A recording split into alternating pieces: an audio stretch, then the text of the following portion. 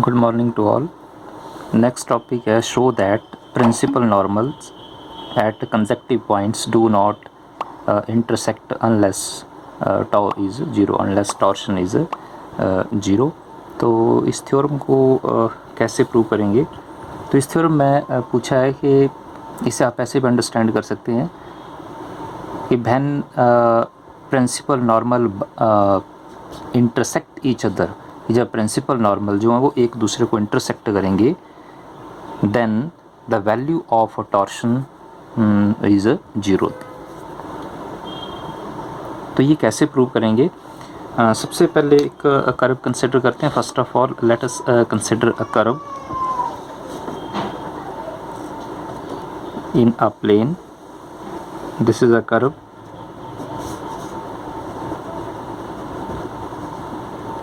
Curve consider करने के बाद कर्व के ऊपर दो कंसेक्टिव पॉइंट कंसिडर करेंगे, जिन दो पॉइंट से दो प्रिंसिपल नॉर्मल ड्रॉ करने हैं. तो दो कंसेक्टिव पॉइंट कंसिडर करते हैं. ये फर्स्ट है. This is the first point which is denoted by A, and that one B the second point denoted by B. इन दो पॉइंट से दो प्रिंसिपल नॉर्मल इस तरह ड्रॉ करने हैं कि दोनों प्रिंसिपल नॉर्मल जो हों वो क्या होंगे, इंटरसेक्ट हों. तो these are the two principal normals. First principal normal first point से ड्रॉ किया, second principal normal second point से. और ये ड्रॉ कैसे करने हैं कि दोनों प्रिंसिपल नॉर्मल जो हैं वो एक पॉइंट पर इंटरसेक्ट करें. तो ये जिस पॉइंट पर इंटरसेक्ट कर रहे हैं, इस इंटरसेक्टिंग पॉइंट को सी से रिप्रेजेंट किया. अब जैसे आपको पता है कि स्पेस में, प्लेन में जब भी आप कोई कर्व ड्रॉ करेंगे तो उस कर्व का ओरिजिनेटिंग पॉइंट भी होगा. तो एक ओरिजिनेटिंग पॉइंट भी कंसिडर करना पड़ेगा. तो ये ओरिजिन कंसिडर करते हैं. ये ओरिजिन कंसिडर किया. कंसिडर करने के बाद फिर ओरिजिन को सबसे पहले point A, first consecutive point, first point के साथ ज्वाइन करेंगे. Join O A. After that join O B.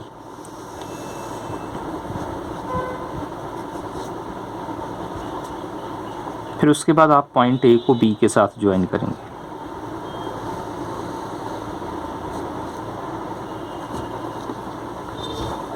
This is the geometrical representation to prove the value of torsion is 0. और ये कैसे प्रूव करेंगे? This is the geometry. Next step में सबसे पहले पॉइंट ए का पोजीशन वेक्टर कंसिडर करेंगे. Let are be the position vector of point A, because B the neighbourhood और second point with respect to first point A. तो जैसे सबसे पहले पॉइंट ए का पोजीशन वेक्टर को आर से रिप्रेजेंट किया, डिनोट किया.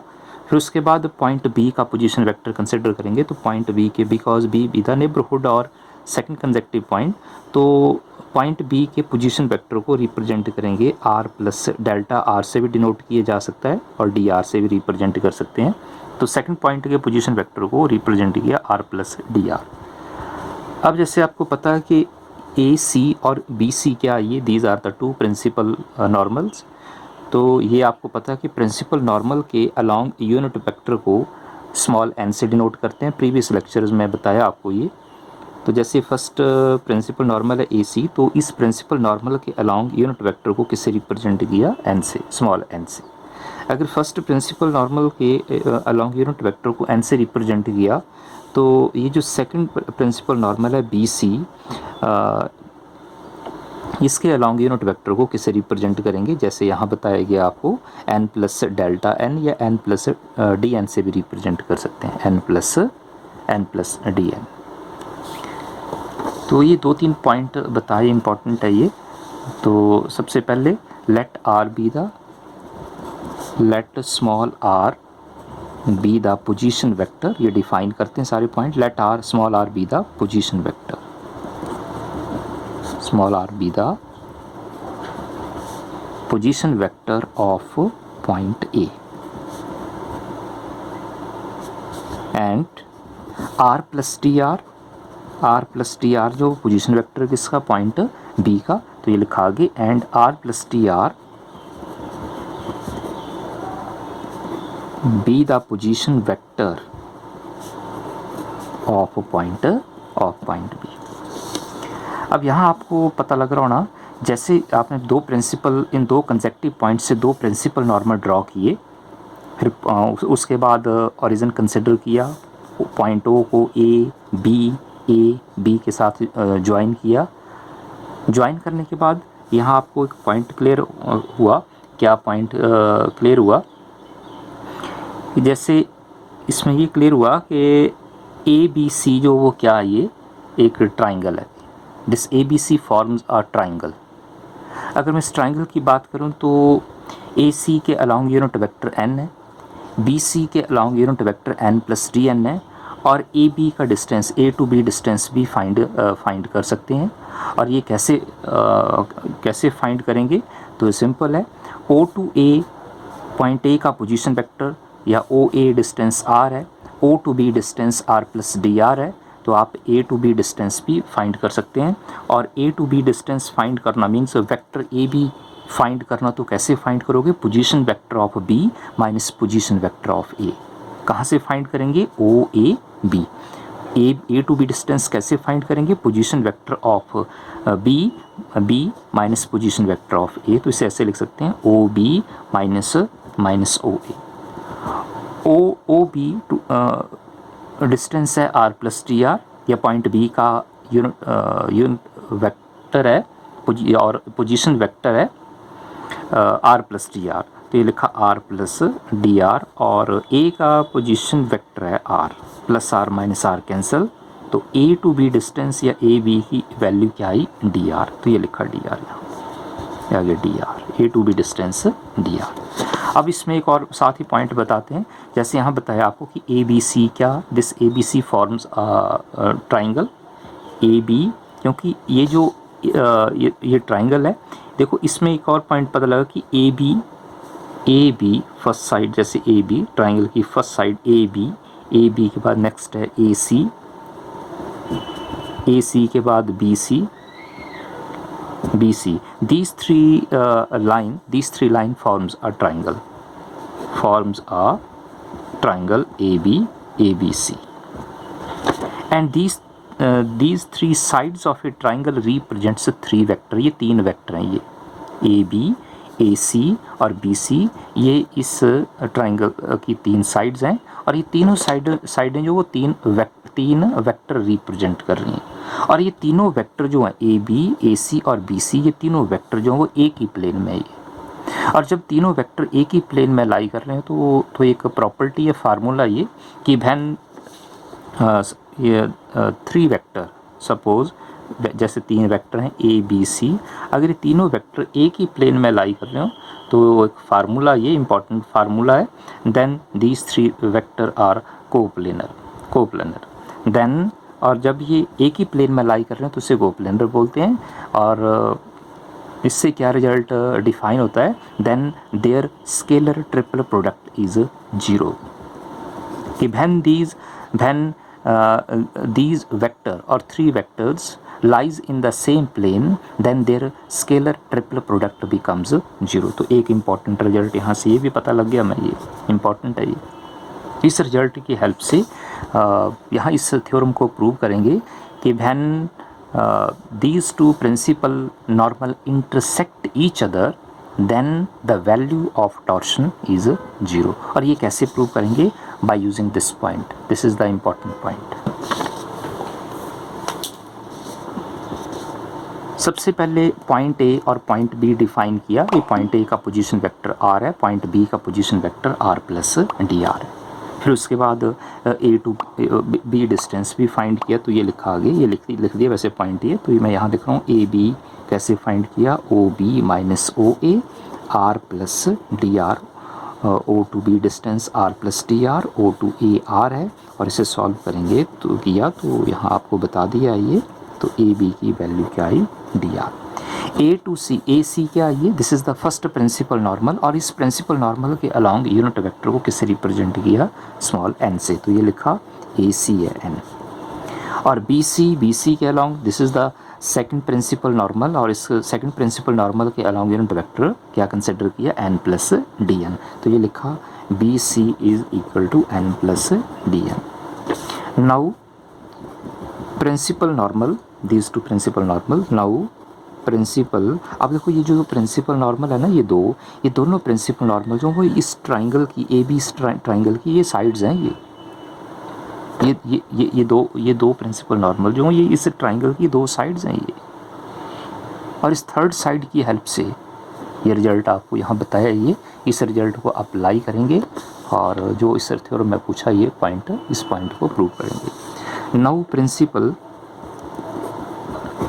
Principal normals will intersect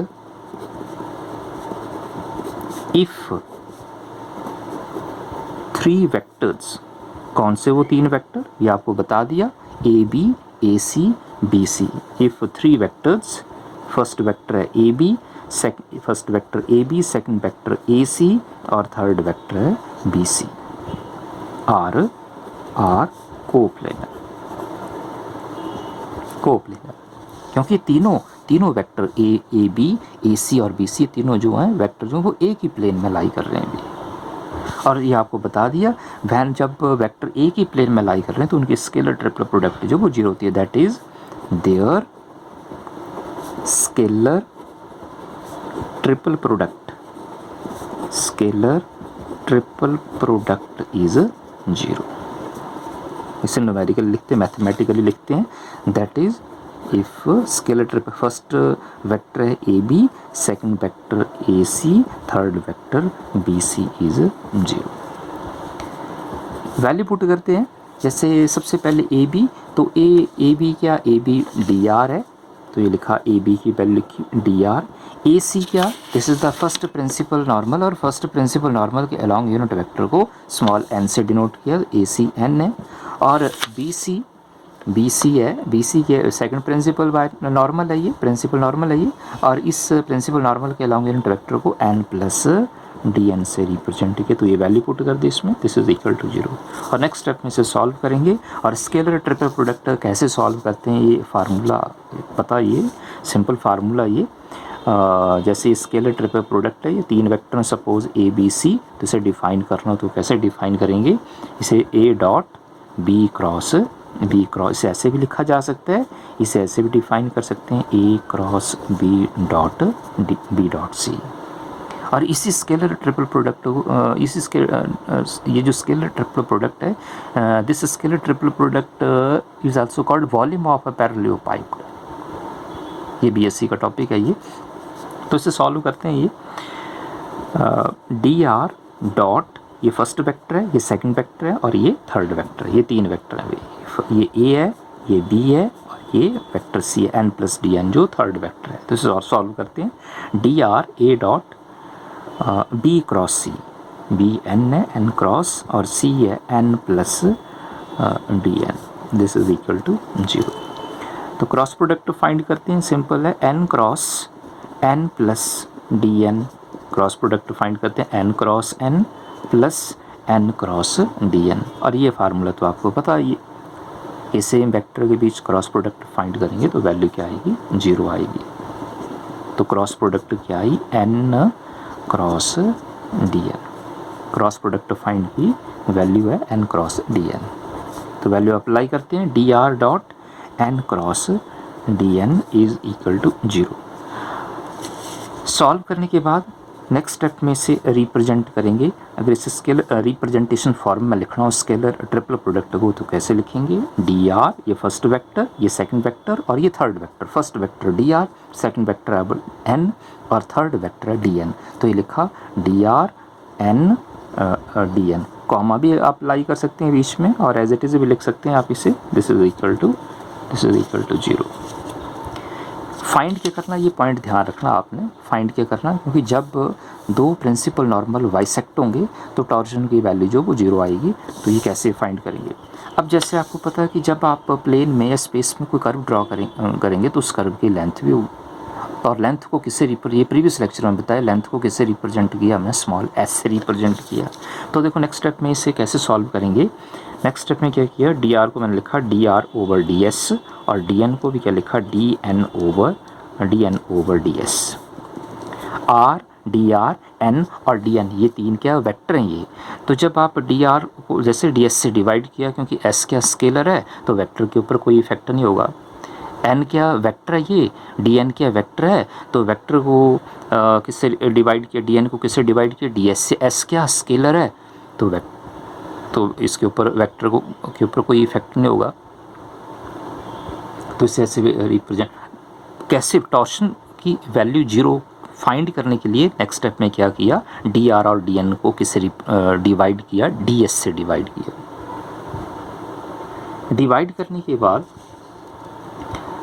next step में ये भी आपको प्रीवियस लेक्चर में बताया कि जब आप derivative with respect to s find करेंगे, तो जैसे यहाँ आर का derivative with respect to s find कर रहे हैं तो इसे ऐसे भी रिप्रेजेंट कर सकते हैं। अगर आपको याद होगा प्रीवियस लेक्चर में बताया ये, तो डैश यूज़ करते हैं। आर का derivative with respect to s find करेंगे तो डैश नोटेशन बताई थी। और आगे एन का derivative with respect to s है तो इसे आप एन डैश लिखेंगे।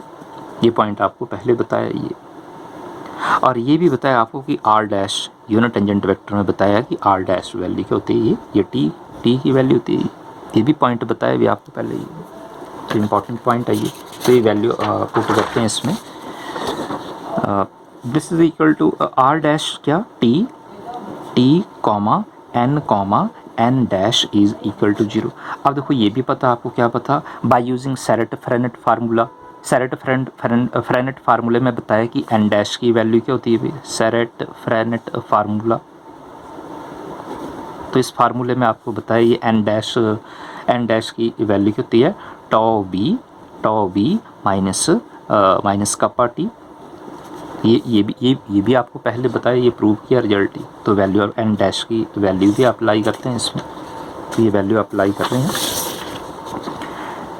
और टी कॉमा एन और एन डैश की वैल्यू क्या, tau B minus kappa T. This is equal to 0।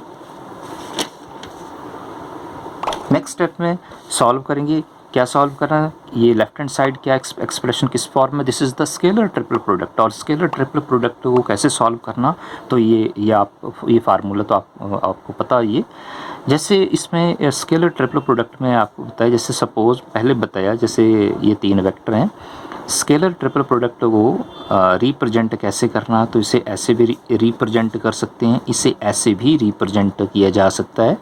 बीच में आप वेक्टर के बीच कॉमा भी अप्लाई कर सकते हैं, एज इट इज़ भी लिख सकते हैं। वैल्यू कैसे फाइंड करनी, तो ये पॉइंट भी बताया। आप इसे ए डॉट बी क्रॉस सी, इसे ऐसे भी रिप्रेजेंट किया जा सकता है, इसे ऐसे भी रिप्रेजेंट कर सकते हैं, ए क्रॉस बी डॉट। आप पोजीशन भी चेंज कर सकते हैं। और एक और पॉइंट है कि इसमें एक प्रॉपर्टी है स्केलर ट्रिपल प्रोडक्ट की, कि if we take vector in cyclic order then the value remain same.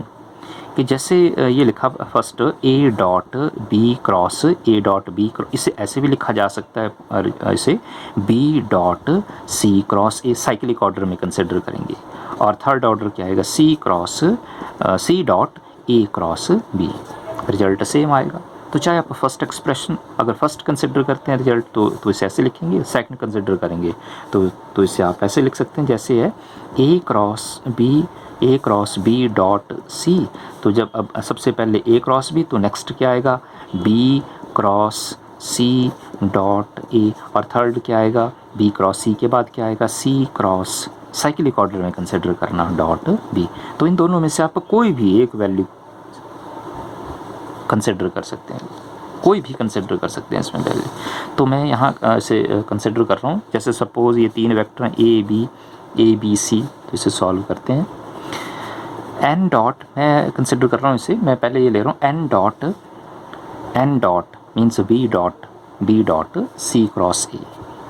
B dot, ये देखो ये लिखा मैंने, B dot A dot B cross C भी कंसिडर कर सकते हैं, बी डॉट कोई भी एक वैल्यू कंसिडर कर सकते हैं, चाहे फर्स्ट पार्ट में से कंसिडर कर लो चाहे सेकंड पार्ट में से कंसिडर कर लो।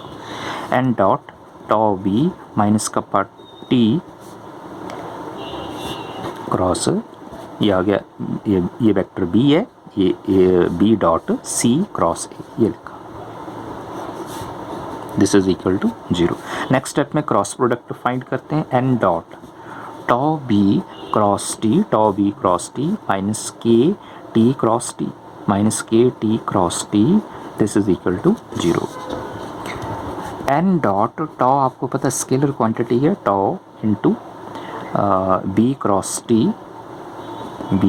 टी माइनस के स्केलर है, टी क्रॉस प्रोडक्ट वेक्टर के बीच ही फाइंड होगी, और ये सेम वेक्टर है, ये क्रॉस प्रोडक्ट की वैल्यू क्या आएगी, 0 आएगी।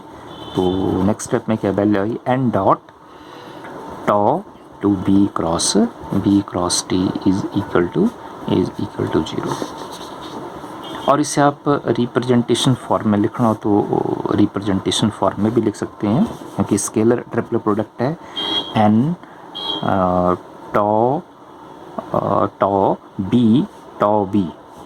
बी वैसे ऐसे क्योंकि स्केलर है तो इसे ऐसे भी एज इट इज़ लिख दो, टॉ या टॉ को आप कॉमन बाहर भी लिख सकते हैं, इसे ऐसे रिप्रेजेंट करते हैं, tau into scalar triple product of N, ये फर्स्ट वेक्टर है, ये सेकंड वेक्टर है, ये third vector, N B T, this is equal to 0। Either ये दो फैक्टर आ गए, फर्स्ट फैक्टर ये second factor, either first factor is 0 और सेकंड फैक्टर इज 0, तो फर्स्ट फैक्टर टर्म क्या है, टॉर्शन, और सेकंड फैक्टर क्या है इसमें, स्केलर ट्रिपल प्रोडक्ट है, n B t is equal to 0। अब देखो रिजल्ट प्रूव हो गया, यहाँ से यही प्रूव करना, लेकिन ये सेकंड पार्ट आपको डिफाइन करना पड़ेगा। अब ये क्या डिफाइन करेंगे कि ये जो लिखा आपने ये 0 के बराबर नहीं है, ये जो स्केलर ट्रिपल प्रोडक्ट है एन बी टी, ये 0 के बराबर नहीं आएगी वैल्यू। तो ये चेक करते हैं पॉइंट ये, तो ये पॉइंट लिख दिया मैंने कि but scalar triple product of n B t these 3 vector is not equal to 0। तो अगर ये 0 के बराबर नहीं तो इसे सॉल्व करके चेक करते हैं इसे, N B T this is equal to A dot, suppose ये ए है ये बी है C, N dot B cross T, और बी क्रॉस टी आपको पता है, ये आपको पता है बी क्रॉस टी जो है ये एन के बराबर होता है, ये एन डॉट एन और एन डॉट सेम वेक्टर के बीच डॉट प्रोडक्ट क्या वैल्यू आएगी, 1 आएगी। तो देखो ये 1, this means that 1 is not equal to 0, 1 is not equal to 0 मतलब मीन्स ये scalar triple product of n B t क्या वैल्यू है 1 and 1 is not equal to 0। अगर ये 0 के बराबर नहीं है तो फिर 0 के बराबर क्या होगा, तो टॉर्शन 0 के बराबर होगा। और ये इस थ्योरम का प्रूफ है, यही प्रूव करना था कि when principal normals bisect each other then the value of tau becomes 0। तो सिंपल थ्योरम में थैंक यू।